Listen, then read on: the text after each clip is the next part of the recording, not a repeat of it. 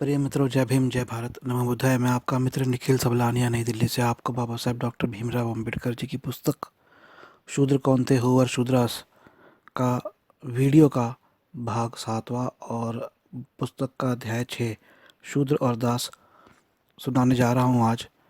मैं प्रारंभ करूँ इससे पहले आपसे, जैसा कि मैं हमेशा निवेदन करता हूँ, वह निवेदन है कि इस तरह के कार्य को करने के लिए, बाबा साहेब के मिशन को आगे बढ़ाने के लिए, हमारे मीडिया को मजबूत करने के लिए, बौद्ध धर्म को आगे बढ़ाने के लिए और एक बहुजन मीडिया खड़ा करने के लिए धन की आवश्यकता होती है।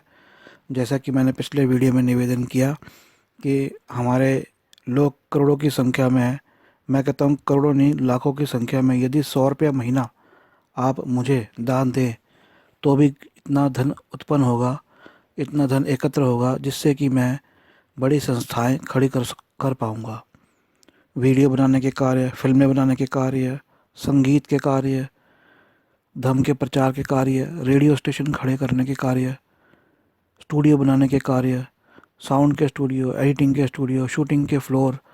मैं कह रहा हूँ यदि आप मुझे 100 रुपया महीना आप बांध ले कि हमने देना है, या 1200 रुपया साल का देना है, तो मैं हॉलीवुड के समानांतर मीडिया खड़ा करके आपको दिखाऊंगा कुछ वर्षों में। यदि धन 1 लाख लोग से 2 लाख लोगों तक यदि इतना धन आ जाए। मित्रों, ये कार्य जो मैं कर रहा हूँ बहुत महत्वपूर्ण कार्य है, इस बात को समझिए। आज तक शिक्षा का प्रचार प्रसार हमारे देश में 3 जातियों के अलावा और वर्गों में नहीं किया गया। इसके अलावा बाबा साहेब के विचारों का भी प्रचार प्रसार ठीक प्रकार से नहीं किया गया।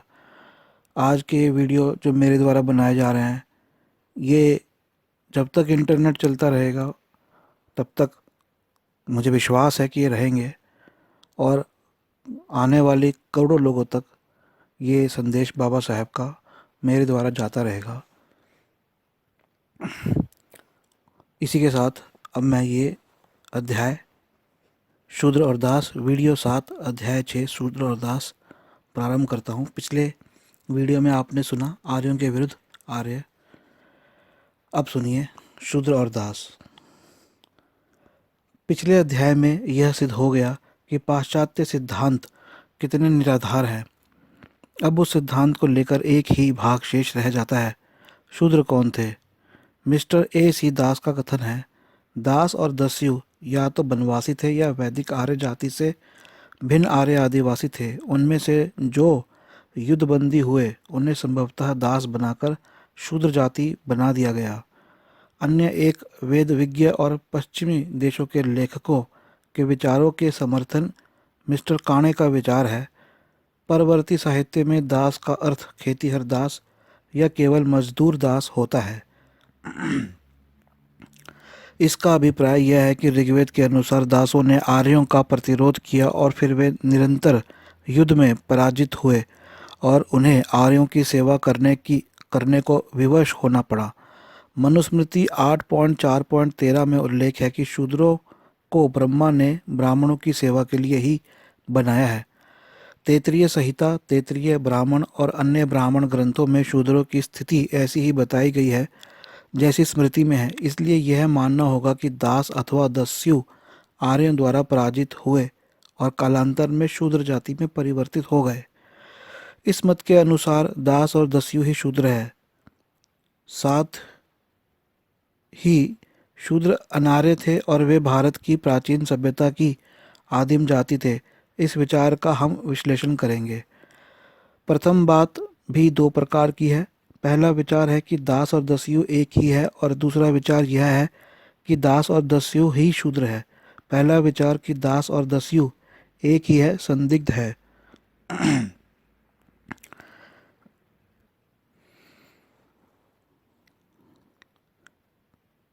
ऋग्वेद में उनके संबंध में पाए जाने वाले वृत्तांत निर्णायक नहीं है। कुछ स्थानों पर दासों और दस्युओं के संबंध में किए गए वर्णनों में ऐसा प्रतीत होता है कि उनमें कोई अंतर नहीं है। शांबर, भूषण, वृत्त और पिपरू का दास और दस्यु दोनों अर्थ में विवरण है। दास और दस्यु ही इंद्र और अन्य देवों के विशेष रूप से अश्विनी कुमारों के शत्रु माने गए हैं। ऐसा भी वर्णन मिलता है कि इंद्र और देवों ने इन दोनों के नगरों को ध्वस्त कर दिया।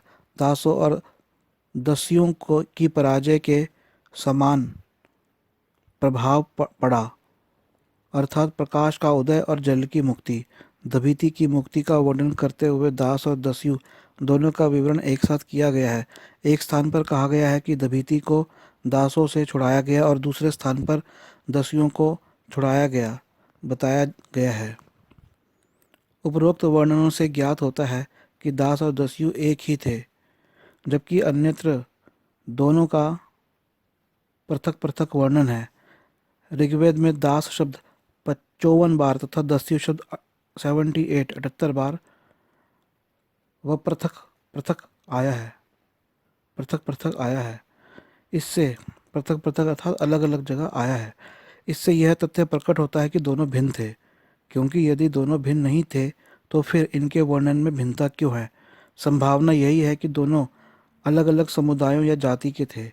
जहाँ तक शूद्रों का प्रश्न है, यह कहना कि वे भी दासों और दस्युओं की जाति के थे निराधार है। शूद्र शब्द की व्याख्या करने पर शुक अर्थात शोक और विजित मिलकर शोक से विजित अर्थ निकलता है।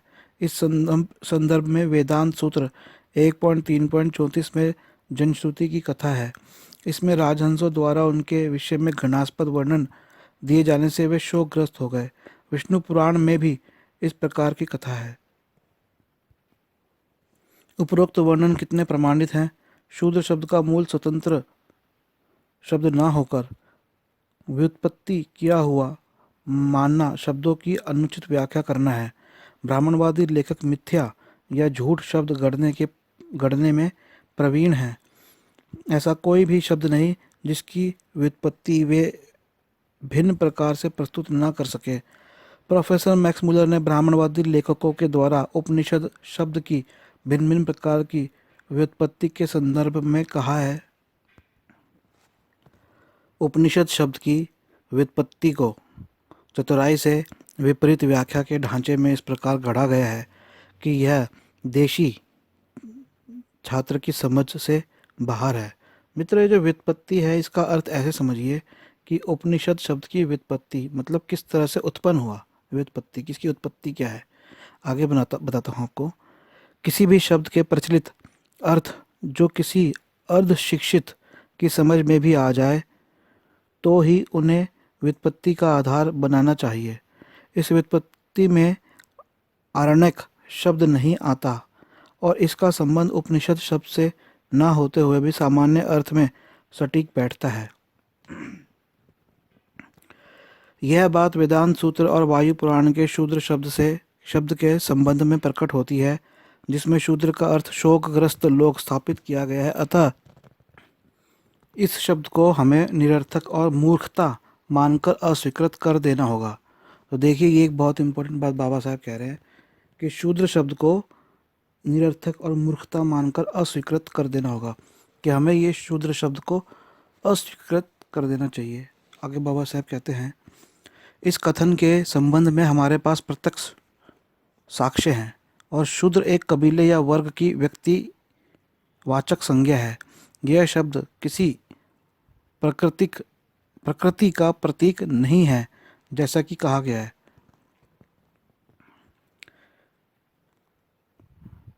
तो अब जो मैं आपको पढ़ूंगा, ये जो सुनाऊंगा आपको, ये तेरा ध्यान से सुनिएगा। इस कथन के पक्ष में विभिन्न साक्ष्य मौजूद है। सिकंदर के आक्रमण के समय भारत आए इतिहासकारों ने कई स्वतंत्र गणराज्यों का उल्लेख किया है जिनसे सिकंदर को लोहा लेना पड़ा। ऐसे कई स्वतंत्र और प्रभाव संपन्न गणराज्य थे। निसंदेह इन कबीलों को कई नामों से जाना जाता था। इनमें से एक सोदरी भी था। यह काफ़ी विख्यात कबीला था जिसने सिकंदर का सामना किया, यद्यपि वह उससे पराजित हो गया। इसे प्राचीन शूद्रों के रूप में मानने वाले बहुत कम हैं। पतंजलि ने अपने महाभाष्य के श्लोक 1, 2, 3 में शूद्र का उल्लेख किया है और उनका संबंध आभीरों से बताया है। महाभारत सभा पर्व के 32वें अध्याय में एक शूद्र गणराज्य का उल्लेख है। विष्णु पुराण, मार्कंडेय पुराण और ब्रह्म पुराण में भी इसे अनेक कबीलों के समान एक कबीला बताया गया है और उन्हें विंध्याचल के दक्षिणी भाग का निवासी कहा गया है। मित्रों, मैं आपका मित्र निखिल सबलानिया आपको पढ़कर सुना रहा हूँ बाबा साहब डॉक्टर भीमराव अम्बेडकर जी की पुस्तक शूद्र कौन थे। आप मुझे फ़ोन करें, मेरा फ़ोन नंबर नोट करें 8527533051, 8527533051, 8527533051। और आप सुन रहे हैं पुस्तक का अध्याय 6 वीडियो 7 शूद्र और दास। मैं आगे आपको पढ़ के सुनाता हूँ। अब दूसरी बात पर आते हैं और उसके विभिन्न पक्षों का निरूपण करते हैं। इस विषय में दो तथ्य हैं।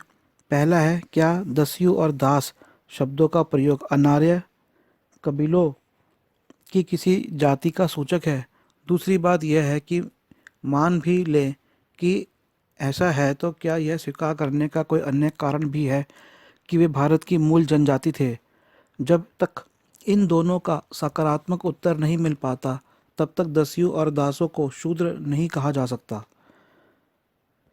जहाँ तक दस्युओं का प्रश्न है, ऐसा कोई साक्ष्य नहीं मिलता कि इन्हें अनार्य जाति के रूप में माना जा सकता है।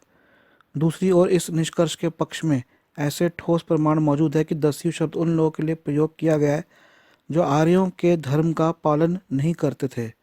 इस संबंध में महाभारत के शांति पर्व के 65वें अध्याय का 32वां श्लोक देखा जा सकता है। दृश्यन्ते मनुष्ये लीके सर्व वर्णेषु दस्यवः लिंगांतरे वर्तमान आश्मेषु चतुष्षर्वपि, अर्थात सभी वर्णों और सभी आश्रमों में दस्यु विद्यमान है। यह कहना कठिन है कि दस्यु शब्द का मूल क्या है, किंतु एक विचार है कि यह भारतीय आर्यों द्वारा भारतीय ईरानियों के लिए कथित अपशब्द है। यह अस्वाभाविक या अप्रासंगिक भी नहीं है, क्योंकि इतिहास में दोनों के मध्य हुई संघर्ष का वर्णन मिलता है। इसलिए यह बिल्कुल संभव है कि भारतीय आर्यों ने अपशब्द के रूप में इस शब्द का अपने शत्रुओं के लिए प्रयोग किया होगा और यह वास्तविक है। अतः दस्यु भारतीय मूल वंश के नहीं हो सकते। दास, तो अब ये इंपॉर्टेंट बात बाबा साहब ने कही है कि दस्यु भारतीय मूल वंश के नहीं हो सकते,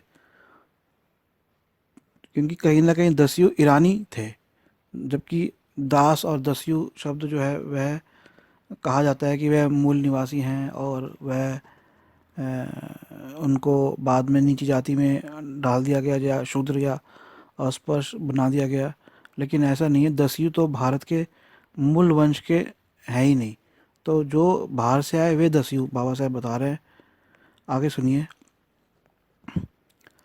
दास शब्द के संबंध में प्रश्न उठता है कि क्या जैड़ अवस्था में उल्लिखित अजिदाहक का दास से कोई संबंध है।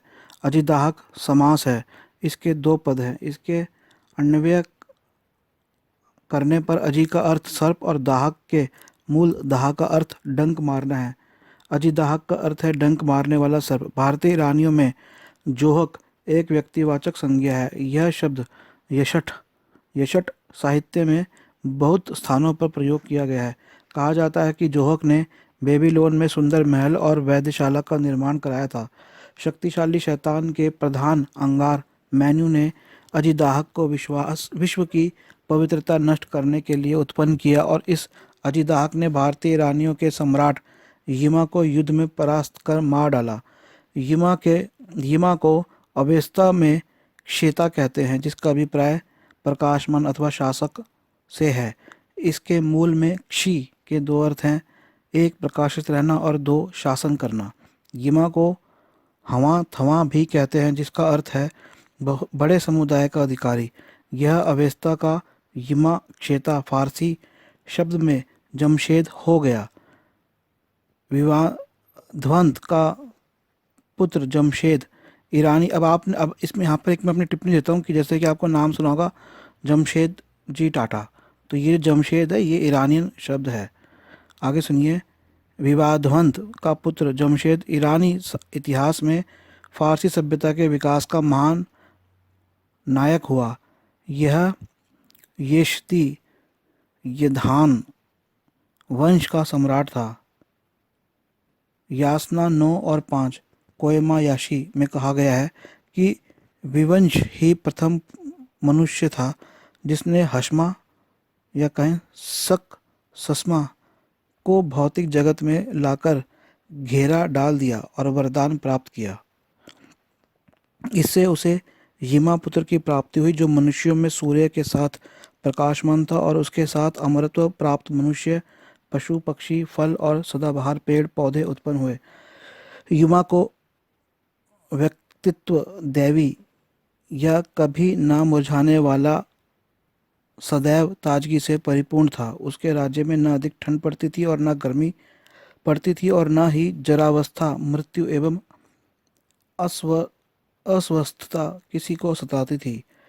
क्या जिंद अवेस्ता का दाहक ही ऋग्वेद का दास है?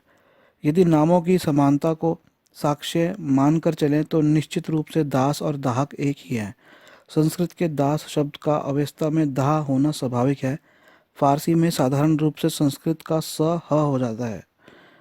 ऋग्वेद के दास और जिंदा अवेस्ता के दाहक में शब्दों की समानता का एक ही मात्र प्रमाण प्रस्तुत किया जाए तो इसे केवल अटकलबाजी ही कहा जा सकता है। यासना हा नौ हान याशों की भांति अधिदाहक के 3 मुंह, 3 सिर और 6 आंखों का वर्णन है। ऋग्वेद 10.99.6 में दास के भी 3 सिर और 6 आंखें बताई गई है। इसके साथ ही यदि उपरोक्त के अनुसार दास और दाहक एक ही माने जाते हैं तो दास भारत के मूल निवासी प्राचीन आदिवासी सिद्ध नहीं होते। तो ये एक इम्पोर्टेंट बात जो बाबा साहेब ने बताई कि दास भारत के मूल निवासी प्राचीन आदिवासी सिद्ध नहीं होते।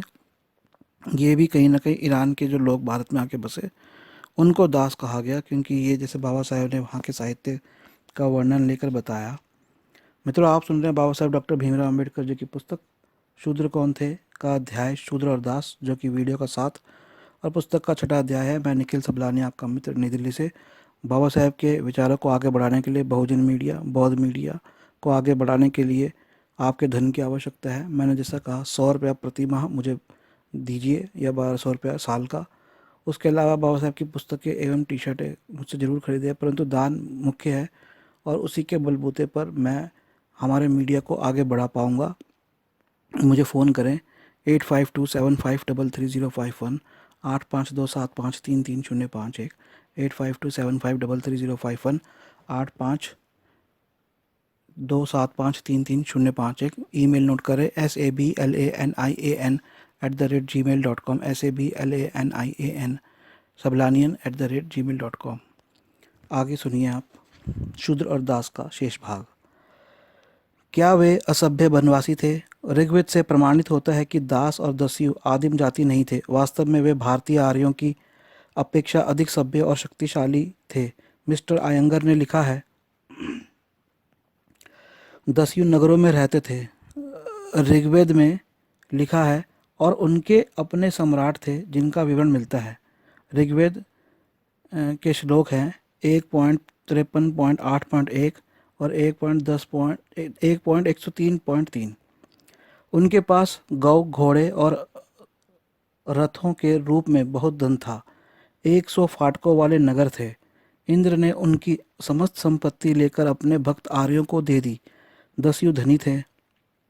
मैदानों और पर्वत शिखरों पर उनकी निजी संपत्ति थी।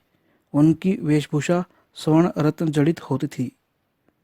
वे अनेक दुर्गों के स्वामी थे। दस्यु, असुर और आर्य देवगण समान रूप से स्वर्ण, रजत और लौह दुर्ग में रहते थे। दुर्ग अर्थात किला बोलते हैं। देखिए यहाँ पर एक चीज़ देखिए, यहाँ लिखा है दस्यु, असुर और आर्य देवगण समान रूप से स्वर्ण, रजत और लौह दुर्ग में रहते थे।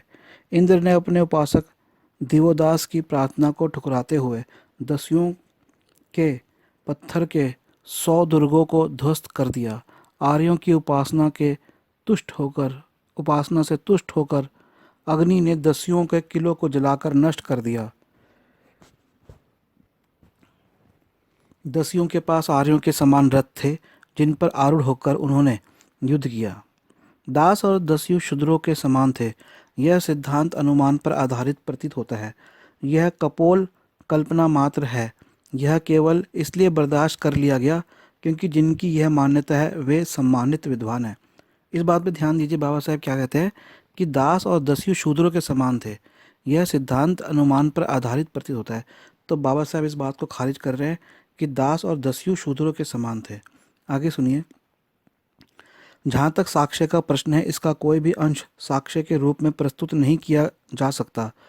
जैसा कि पहले कहा जा चुका है, दास ऋग्वेद में 54 बार और दस्यु 78 बार 78 टाइम्स प्रयुक्त हुआ है।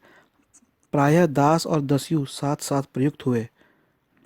शूद्र केवल एक बार प्रयुक्त हुआ है, वह भी दास और दस्यु के अर्थ में नहीं। उपरोक्त तथ्यों को देखते हुए यह सिद्ध करना किसी के लिए भी दुष्कर है कि दास और दस्यु अन्य वैदिक साहित्य में लुप्त हो गए। इससे यह अभिप्राय निकलता है कि वैदिक आर्यों द्वारा वे विलीन कर दिए गए, किंतु शूद्र के साथ ऐसा नहीं हुआ। वरन बाद के वैदिक साहित्य में इसकी भरमार है। इससे यह स्पष्ट प्रकट होता है कि शूद्र दास और दस्यु के भिन्न थे। क्या शूद्र अनार्य थे? काणे का कथन है, शूद्र और आर्य के मध्य ब्राह्मण साहित्य और धर्मशास्त्रों में भी स्पष्ट विभाजन रेखा मिलती है। तांडे ब्राह्मण में शूद्रों और आर्यों के मध्य छद्म युद्ध का वर्णन है। इसे इस प्रकार प्रदर्शित किया जा सकता है कि आर्य ही विजय रहे। इसे इस प्रकार प्रदर्शित किया जाता था कि आर्य ही विजयी रहे। आपर स्तंभ धर्मसूत्र में वर्णन है कि ब्रह्मचारी भिक्षा मांगकर लाए हुए समस्त खाद्य पदार्थ को यदि ना खा सके तो वह शेष को किसी आर्य के समीप रख दें या अपने गुरु के किसी दास सेवक जो शूद्र हो उसे दे दे। इस प्रकार गौतम धर्म सूत्र में शूद्र के लिए अनार्य शब्द प्रयुक्त हुआ है। शूद्र और आर्य के मध्य सीमा रेखा खींचने के प्रश्न पर सावधानी पूर्वक निरीक्षण करना होगा। शूद्र अनार्य थे। इस तर्क को बल प्रदान करने के लिए निम्न कथन दृष्टव्य है। अथर्ववेद सहस्र आँख वाला, अथर्ववेद में लिखा है, सहस्र आँख वाला देव इस पौधे को मेरे दाएं हाथ पर रख दे, मैं इसके द्वारा शूद्र और आर्यों दोनों में से प्रत्येक को देखता हूँ। कथक संहिता में लिखा है, शूद्र और आर्य चमड़े के लिए झगड़ा करते हैं। देखिए ये बहुत इंपॉर्टेंट बात है जो कथक संहिता प्राचीन ग्रंथ में लिखी है कि शूद्र और आर्य चमड़े के लिए झगड़ा करते हैं। तो फिर जब ऐसी बात प्राचीन ग्रंथों में लिखी है तो क्यों चमड़े का काम करने वालों को बाद में अस्पृश्य बना दिया गया? क्योंकि शूद्र और आर्य दोनों ही चमड़े के लिए झगड़ा करते थे। आगे लिखा है, देव और असुर सूर्य के लिए झगड़े, देवों ने विजय प्राप्त कर सूर्य को पा लिया। शूद्रों के साथ झगड़े में आर्यों की विजय हुई। आर्य वेदी पूजा स्थल के अंदर प्रवेश कर गए और शूद्र बाहर हो गए। तो ये भी बहुत महत्वपूर्ण है जो कि लिखा है कि आर्य वेदी मतलब आर्य कहीं ना कहीं मंदिरों में, पहले मंदिरों में शूद्र थे और बाद में आर्यों ने उस पर प्रवेश किया और आर्यों शूद्रों को बाहर कर दिया। सूर्य की भांति आर्यों की चमड़ी श्वेत वर्ण की हो गई। तो देखिए यहाँ लिखा है कि शूद्रों की भांति आर्यों की चमड़ी श्वेत, अर्थात आर्य कहीं ना कहीं पहले काले थे। और इसके कथन के हिसाब से ये निकलता है कि शूद्र गोरे थे। आगे सुनिए। वाजस्नेयी संहिता जब एक में लिखा है, जब एक हिरण खेत में जौ की फसल खाता है तो खेत का मालिक उस हृष्ट हिरण से उसी प्रकार प्रसन्न नहीं होता जैसे आर्य स्त्री के शूद्र की प्रेयसी होने से उसका पति प्रसन्नता की अनुभूति नहीं करता। जैसे खेत में हिरण के जौ की फसल खाने पर खेत का मालिक उसके हृष्ट पुष्ट होने पर प्रसन्न नहीं होता, उसी प्रकार शूद्र पुरुष किसी आर्य स्त्री को अपनी प्रेयसी बनाए तो आर्यपति प्रसन्न नहीं होता। ये रचनाएं जिनमें शूद्र और आर्य अलग अलग बताए गए हैं और शूद्र को आर्य कहे जाने वाले विचार का विरोध किया गया है, अतः उनसे किसी परिणाम पर पहुंचना तर्कसंगत नहीं होगा। मस्तिष्क में दो विचार धारण करने होंगे। प्रथम यह कि पूर्व कथन एवं ऋग्वेद के साक्ष्य के अनुसार आर्यों की दो श्रेणियां थी। ऋग्वेद दो श्रेणियां थी, वैदिक और दूसरी अवैदिक। इस तथ्य के आधार पर एक श्रेणी के आर्य के लिए दूसरी श्रेणी वाले को आर्य कहना सरल होगा, यद्यपि दोनों एक दूसरे से भिन्न और विपरीत थे। इस प्रकार के वर्णन से शूद्र आर्यों के विरोधी थे। यह तात्पर्य नहीं निकलता कि शूद्र आर्य नहीं थे, वास्तविक रूप से वे भिन्न वर्ग या समूह के आर्य थे। तो ये एक महत्वपूर्ण बात, इसको मैं दोबारा से कहूँगा कि यह तात्पर्य नहीं निकलता कि शूद्र आर्य नहीं थे, या इस प्रकार के वर्णन से कि शूद्र आर्य के विरोधी थे, यह तात्पर्य नहीं निकलता कि शूद्र आर्य नहीं थे, वास्तविक रूप से वे भिन्न वर्ग या समूह के आर्य थे। हिंदुओं के पवित्र ग्रंथों से यह प्रमाणित होता है। अथर्ववेद में लिखा है, हे दुर्वा अर्थात घास, मुझे ब्राह्मणों, राजन्यों, क्षत्रियों, शूद्रों और आर्यों का तथा उनका जिन्हें हम प्रेम करते हैं एवं प्रत्येक वह जो देख सकते हैं उनका प्रिय बना दो। अथर्ववेद में लिखा है, मुझे देवों, राजपुरुषों तथा उनका जो शूद्रों और आर्यों को देख सकता है प्रिय बना दो। वाजस्नेयी संहिता में लिखा है, हे अग्नि, मुझे ब्राह्मणों, राजाओं, वैश्यों और शूद्रों जैसा तेज दो, मुझे अधिकाधिक तेज दो। वाजस्नेयी संहिता में लिखा है, जो पाप हमने गांव में, जंगल में, सभा में अपनी जानकारी से शूद्र अथवा आर्यों से किया हो, जो भी पाप हमें दोनों यज्ञ कराने वाला और उसकी स्त्री से किसी ने अपने कर्तव्य के दौरान दूसरों के प्रति किया हो, उसे नष्ट कर दो। वाजस्नेयी संहिता में लिखा है, जैसे मैं जनता, ब्राह्मणों, राजाओं, शूद्रों, आर्यों को व अपनी निजी शत्रुओं को आशीर्वाद देता हूँ, वैसे ही देवों व दक्षिणा लेने वालों का इस लोक में प्रिय बनूं।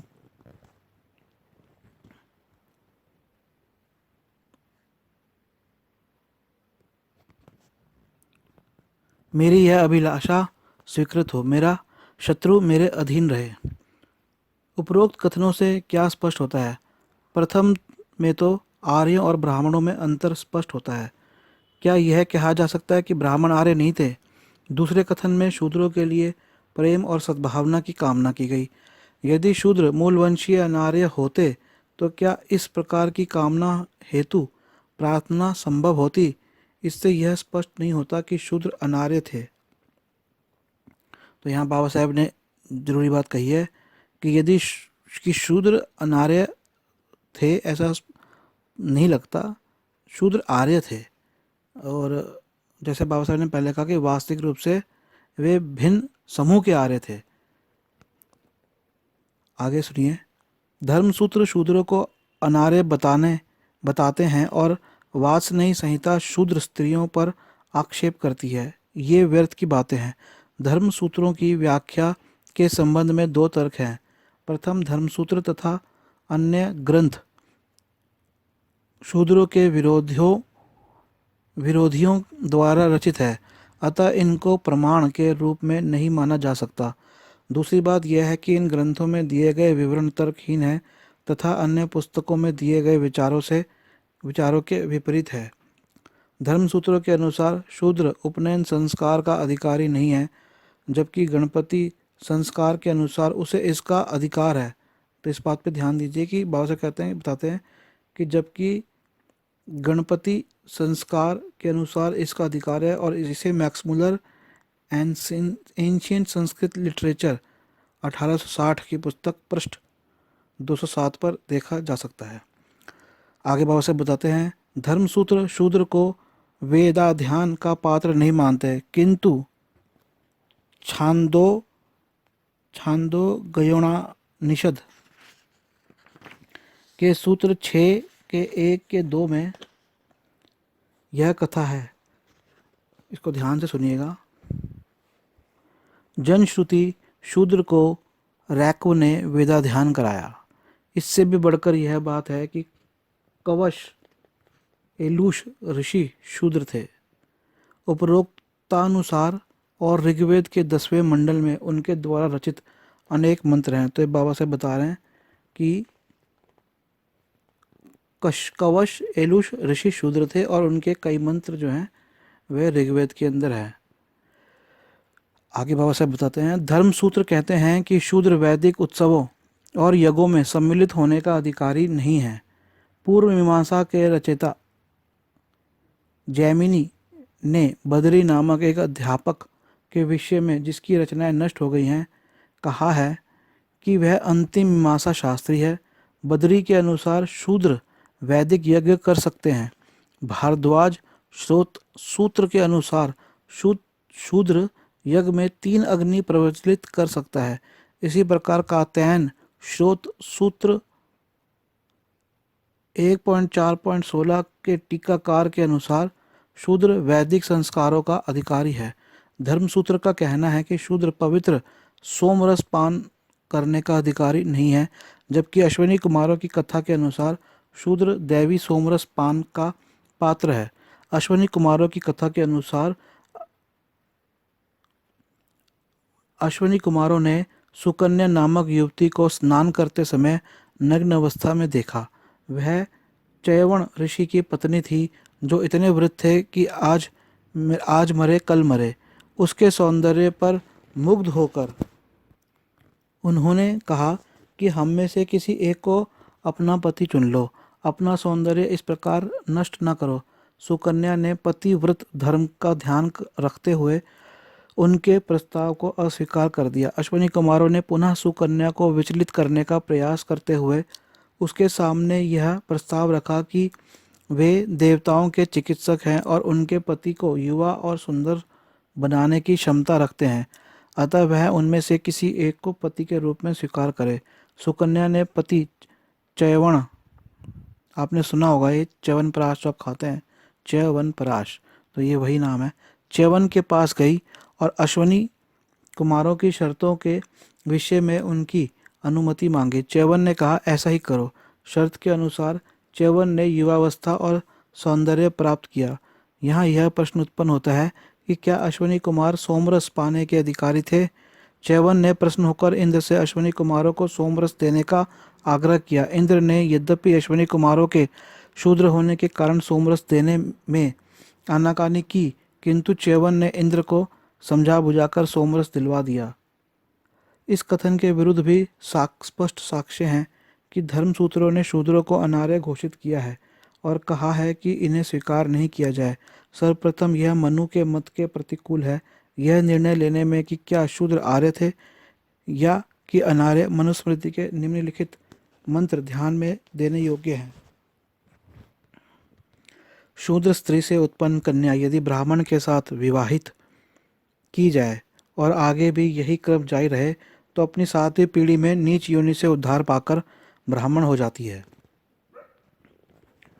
जिस प्रकार कोई शूद्र ब्राह्मणत्व को और कोई ब्राह्मण शूद्रत्व को प्राप्त होता है, उसी प्रकार क्षत्रिय और वैश्य से उत्पन्न शूद्र भी क्षत्रिय और वैश्यत्व को प्राप्त होता है। ब्राह्मण से इच्छापूर्वक अविवाहित शूद्र कन्या से और शूद्र से ब्राह्मण कन्या से उत्पन्न पुत्र, इन दोनों में श्रेष्ठ कौन है? ऐसी शंका पर ब्राह्मण पुरुष और शूद्र कन्या से उत्पन्न शूद्र पाकादि यज्ञ गुणों के युक्त होने के कारण श्रेष्ठ है। शूद्र पुरुष और ब्राह्मण कन्या से उत्पन्न पुत्र प्रतिलोमज होने के कारण अमर्यादित है। यह निर्णय है। उपरोक्त श्लोक संख्या 64 जैसा कि श्लोक गौतम धर्मसूत्र 22 में भी है। इस श्लोक का ठीक अर्थ विवादास्पद है। इन विवादों के विषय में बुहलर का कथन है, मेघ, गब, कुल और राग जैसे पाश्चात्य विद्वानों के अनुसार श्लोक का अर्थ है, यदि किसी ब्राह्मण की कन्या और शूद्र और उसके उत्तराधिकारी सभी किसी ब्राह्मण से विवाह करें तो 6ठी पीढ़ी के दंपत्ति ब्राह्मण माने जाएंगे। यद्यपि वह अर्थ हरदत्त की टीका से मिलता है, किंतु नार और नान ने बिल्कुल भिन्न व्याख्या की है। उनके अनुसार पार्शव अर्थात शूद्र माता ब्राह्मण पिता की संतान, पुत्र अन्य श्रेष्ठ गुणी चरित्र पार्श्व कन्या से विवाह करता है और उसके उत्तराधिकारी भी ऐसा ही करते हैं तो छठी पीढ़ी में उत्पन्न संतान ब्राह्मण मानी जाएगी। नंदन ने भी इस आर्य अर्थ को प्रमाणित माना है। बौद्धायन 1:16-13-14 के अनुसार निषाद से निषादी द्वारा उत्पन्न संतान पांचवी पीढ़ी के पश्चात शूद्रत्व से मुक्त हो जाती है या कोई इसे छठी पीढ़ी तक ले जा सकता है। मद्रास की एक नई पांडुलिपि में बौद्धायन के संबंध में लिखा है कि बौद्धायन ने ब्राह्मण पुरुष और शूद्र स्त्री से उत्पन्न संतानों को आर्यों की श्रेणी में पहुंचाने की आज्ञा दी है।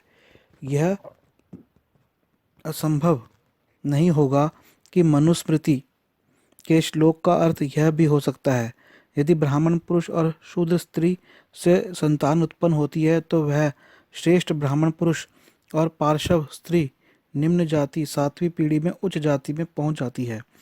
व्याख्या कोई भी हो, किंतु तथ्य फिर भी स्पष्ट है कि सातवीं पीढ़ी में शूद्र परिस्थिति विशेष में ब्राह्मण हो सकता था। शूद्र यदि आर्य नहीं होते तो इस प्रकार की कल्पना भी नहीं की जा सकती थी। अर्थशास्त्रियों के अनुसार शूद्र अनार्य नहीं थे। कौटिल्य का अर्थशास्त्र इस संबंध में महत्वपूर्ण साक्ष्य है। कौटिल्य अर्थात चाणक्य। इस प्रथा का उन्मूलन करते हुए कौटिल्य कहता है, यदि कोई संबंधी किसी शूद्र को बेच दे या बंधक रख दे जो जन्मजात दास न रहा हो और वयस्क ना हो गया हो और जन्म से आर्य हो तो विक्रेता संबंधी को 12 पण अर्थदंड देना पड़ेगा। किसी दास के आर्थिक धोखाधड़ी करने पर या आर्य के रूप में अधिकार न देने पर आशा आर्थिक दंड, किसी आर्य को गुलाम बनाए रखने के लिए दिए जाने वाले दंड की अपेक्षा देना होगा। उपयुक्त राशि पा जाने के पश्चात भी यदि कोई दास को मुक्त न करे तो उसको 12 पण अर्थदंड देना होगा। अकारण किसी को बंदी बनाए रखने पर भी वह दंड देना होगा। यदि किसी ने अपने को दास के रूप में बेच दिया हो तो उसकी संतान आर्य मानी जाएगी। दास ने अपने स्वामी के कार्य में सहयोगी बनकर जितना धन अर्जित किया है वह सब उसके उत्तराधिकारी को दिया जाए।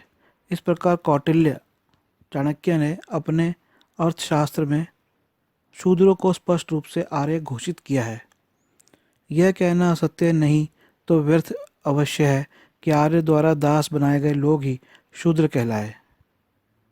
इस संदर्भ में दो तर्क दिए जाते हैं। प्रथम तो ऋग्वेद में दासों को गुलाम दस्यु बताया गया है और दूसरा यह कि दास और शूद्र एक ही है। यह सत्य है कि ऋग्वेद में शूद्र का दस्यु या सेवक के अर्थ में उल्लेख हुआ है, किंतु इस शब्द का इस अर्थ में प्रयोग केवल 5 बार हुआ है, इससे अधिक नहीं।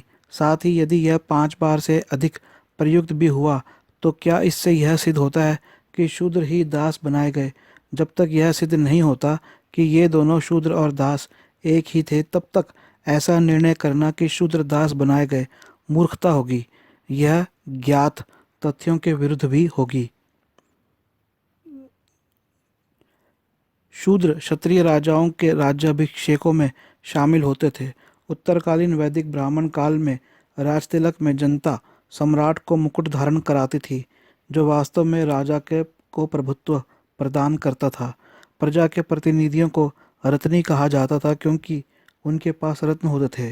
राजा को प्रभुत्व तभी प्राप्त होता था जब उसे प्रभुत्व के प्रतीक रत्न प्राप्त हो जाते थे। इसके पश्चात राजा प्रत्येक रानी के निवास स्थान पर जाकर उपहार देता था। यह उल्लेखनीय है कि इन रत्नियों में अनिवार्य रूप से एक शूद्र होता था। इसे आप पढ़ सकते हैं जायसवाल की हिंदू पॉलिटी 1943 की पुस्तक पृष्ठ 200 से 201 में। नीति मायूख के रचयिता नीलकंठ ने बाद के राज्याभिषेक का वर्णन किया है। इसके अनुसार 4 वर्णों के मंत्री ब्राह्मण, क्षत्रिय, वैश्य और शूद्र नए राजा को राजमुकुट धारण कराते थे। तत्पश्चात सभी वर्णों और जातियों के लोग राजा के ऊपर पवित्र जल का अभिषेक करते और द्विज, जय जयकार लगा करते थे। महाभारत में यह प्रमाण मिलता है कि युधिष्ठिर के राजतिलक समारोह में ब्राह्मणों के साथ शूद्र भी आमंत्रित किए गए। प्राचीन काल में जनपद और पौर नामक दो परिषदें होती थी। इनमें शूद्र प्रतिनिधियों का ब्राह्मण भी विशेष रूप से सम्मान करते थे। मनुस्मृति के अध्याय 4 श्लोक 61 तथा विष्णु स्मृति के 21 तथा 64 के उस आदेश से कि ब्राह्मण शूद्र द्वारा शासित राज्य में न रहे, यह प्रमाणित हो जाता है कि शूद्र भी राजा होते थे, अन्यथा मनु का यह आदेश देना निरर्थक था। महाभारत के शांति पर्व में भीष्म ने, जो प्रत्येक जाति और वर्ण के प्रतिनिधित्व में विश्वास करते थे, युधिष्ठिर को यह राजनीतिक उपदेश दिया। देखिए सुनिए कि भीष्म ने क्या युधिष्ठिर को राजनीतिक उपदेश दिया। राजा को चाहिए कि वेद विद्या के विद्वान, निर्भीक, अंदर बाहर से स्नातक 4 ब्राह्मण, बलवान धन शस्त्रधारी 8 क्षत्रिय, धन धान्य से संपन्न 21 वैश्य, पवित्र आचरण वाले विनयशील 3 शूद्र, पौराणिक ज्ञान संपन्न 8 गुणों से युक्त 1 सूत, इन सबको मंत्रिमंडल में शामिल करें। इससे सिद्ध होता है कि शूद्र मंत्री होते थे और ब्राह्मणों की संख्या के बराबर ही प्रतिनिधित्व प्राप्त होते थे। शूद्र नीच और दरिद्र नहीं थे, वे धनी थे। यह तथ्य मैत्रेयानी संहिता के 4, 2, 7, 10 और पंचविश ब्राह्मण के 1.11 से सिद्ध होता है। मित्रों, इन सबको आप पढ़ सकते हैं, मैं पुस्तकें आपको बता रहा हूँ, इनको नोट कर ले। 1943 की प्रकाशित जायसवाल हिंदू पॉलिटी, पृष्ठ संख्या 223, महाभारत सभा पर्व अध्याय 33 श्लोक 41 और 42, जायसवाल हिंदू पॉलिटी, राय का अनुवाद, खंड 2, पृष्ठ संख्या 197, मैत्रेय संहिता खंड 2, पंचविश ब्राह्मण अध्याय 6, और देखें वैदिक इंडेक्स खंड 2 पृष्ठ 390। इस प्रश्न के 2 पहलू और हैं। यदि यह मान लिया जाए कि शूद्रों को दास बनाया गया, तो प्रश्न उठता है कि शूद्रों को दास बनाने का क्या तात्पर्य था। यदि आर्यों को दास बनाने का ज्ञान पूर्व काल में न होता तो वे आर्यों को दास बनाने के लिए तैयार न होते, तभी उनका अभिप्राय स्पष्ट होता। किंतु तथ्य यह है कि आर्यों को दास बनाने का ज्ञान था और उन्होंने आर्यों में से भी दास बनाए। ऋग्वेद और में यह स्पष्ट प्रमाण मिलते हैं कि आर्यों ने अपने लोगों को भी दास बनाया। फिर प्रश्न उत्पन्न होता है कि उन्होंने विशेष रूप से शूद्रों को दास क्यों बनाया। इससे भी अधिक महत्वपूर्ण यह है कि शूद्र दासों के लिए उन्होंने पृथक विधानों की रचना क्यों की। निष्कर्ष यह है कि पाश्चात्य विचारक हमारे प्रश्नों का उत्तर देने में सहायक नहीं है अथवा असमर्थ है। शूद्र कौन थे और वे भारतीय आर्यों के समुदाय में चतुर्थ वर्ण कैसे बने। यह अध्याय यहाँ समाप्त होता है। इसके बाद अध्याय आप सुनेंगे जो कि वीडियो होगा 8वां और अध्याय 7वां। शूद्र कौन थे, क्या वे शूद्र क्षत्रिय थे। मित्रों, इसमें जैसे कि अब तक बाबा साहब ने बताया कि शूद्र भी भारत के आर्य थे, सबसे पहले बाबा साहब ने बताया, और आर्यों के विभिन्न तरह के आर्य थे। और जैसा कि पहले बाबा साहब ने पहले कि आपने यदि वीडियो सुना हो तो उसमें बताया कि आर्य के अलग अलग मत बताए गए हैं, और आर्य कहीं ना कहीं कोई कबीला रहा है, शूद्र कोई ना कहीं कोई कबीला रहा है। और जैसा कि बाबा साहब ने बताया कि ऋग्वेद के रचयिता ऋषि भी, कई मंत्रों के रचयिता ऋषि भी शूद्र रहे हैं। इसके अलावा बाबा साहब ने बताया कि शूद्र धनी थे, धन संपन्न थे, और यहाँ तक कि महाभारत के समय तक उनका विशेष मंत्रिमंडल में विशेष स्थान था, वही स्थान जो ब्राह्मणों को प्राप्त था। तो आगे हम पढ़ेंगे कि शूद्र क्षत्रिय, क्या शूद्र क्षत्रिय थे और शूद्र कौन थे। मित्रों, इस तरह के कार्यों को आगे बढ़ाने के लिए धन की आवश्यकता है। मैं आपका मित्र निखिल सबलानिया बाबा साहब के मीडिया को 7 साल से अपने बलबूते पे आगे बढ़ा रहा हूँ। कोई दान चंदा नहीं लिया, परंतु बिना उसके ये कार्य करने असंभव है। अभी तक कोई राशि नहीं आई है। कृपया करके मुझे कुछ दान आप दे। मैंने जैसा कि कहा कि हमारे लाखों करोड़ों लोग हैं, और ये जो मैं प्रचार कर रहा हूँ ये केवल कुछ जाति वर्गों तक ही सीमित नहीं है, उनके ही उपयोग के लिए नहीं है, बल्कि भारत के किसी भी धर्म और किसी भी जाति के लोग हों, उन सब के लिए, आज के लोगों के लिए और आने वाली पीढ़ियों के लिए ये जो शिक्षा का प्रचार प्रसार मैं कर रहा हूँ, ये बहुत इम्पोर्टेंट है। आप जानते हैं कि हमारे भारत में एक समय था जब शिक्षा सबको दी जाती थी। हमारे भारत के अंदर नालंदा विश्वविद्यालय था, जहाँ पूरे विश्व से लोग पढ़ने के लिए आते थे। परंतु आज हमारे भारत के अंदर एक बहुत बड़ा वर्ग कमज़ोर है बुद्धि बुद्धि के रूप से। उसमें तर्क है लेकिन ज्ञान नहीं है।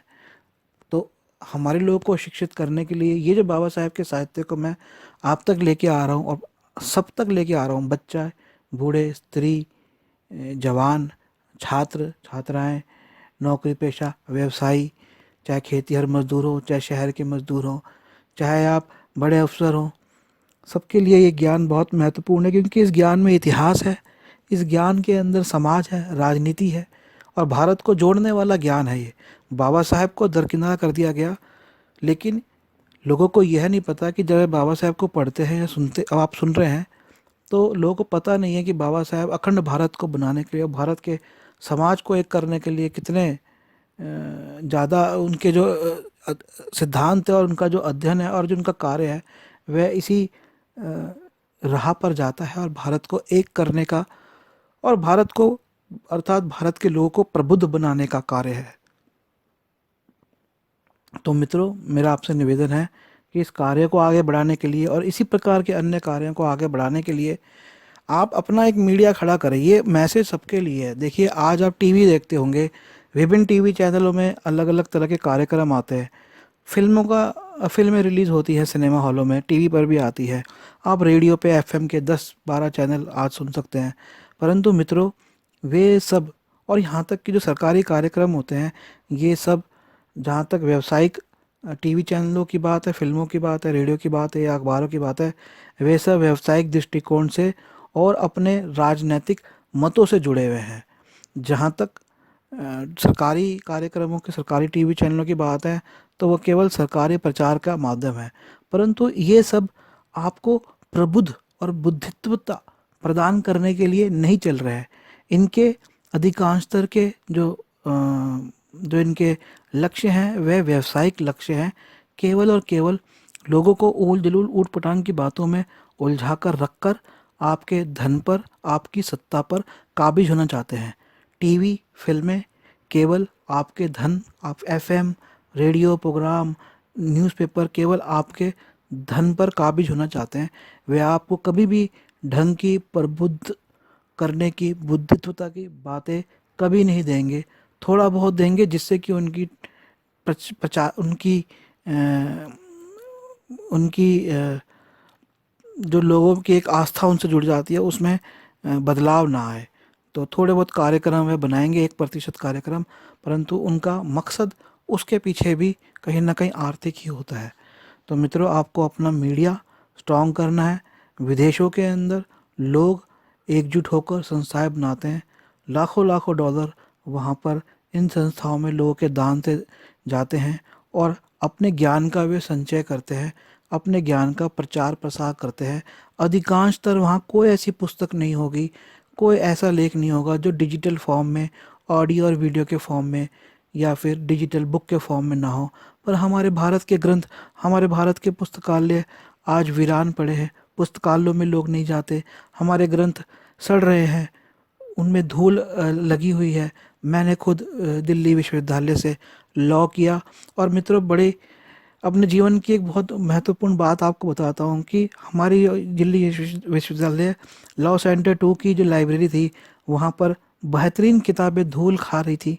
वहाँ पर बेहतरीन किताबें जो विषय से हटकर, लोग वह तो पढ़ते हैं कि एग्ज़ाम में क्या आना है, वह पुस्तकें तो पढ़ते हैं, लेकिन उसके अलावा, क्योंकि जाति, धर्म, समाज और गरीबी ये मेरे अध्ययन के कार्य रहे लॉ के दौरान, जिसे मैंने लॉ की पुस्तकों के अलावा पढ़ा और साथ में बौद्ध धर्म पर, तो मैंने देखा इन इन इन सामाजिक समस्याओं के ऊपर पुस्तकों को कोई हाथ तक नहीं लगाता। मैंने वे पुस्तकें पढ़ी जो कि 30 साल से, 35 साल से लाइब्रेरी में कभी भी इशू नहीं हुई थी, उनको कभी किसी ने नहीं छुआ था। ऐसी ऐसी पुस्तकें मैंने पढ़ी और उनमें ज्ञान इतना अच्छा ज्ञान मुझे मिला जिसके मैं बयान नहीं कर सकता। तो मित्रों, आपको ये बात समझनी है।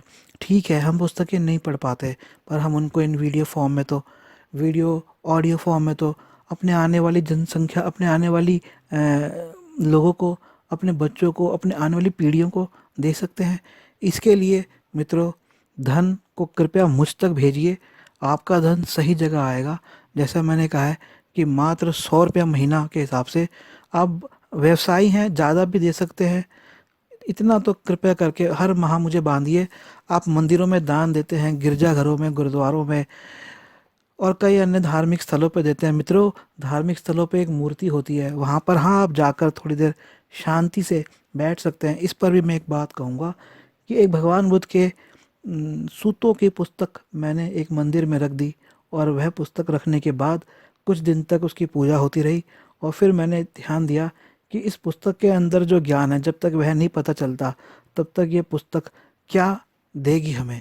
वह मूर्ति, वह आकार, वह रूप हमें क्या देगा।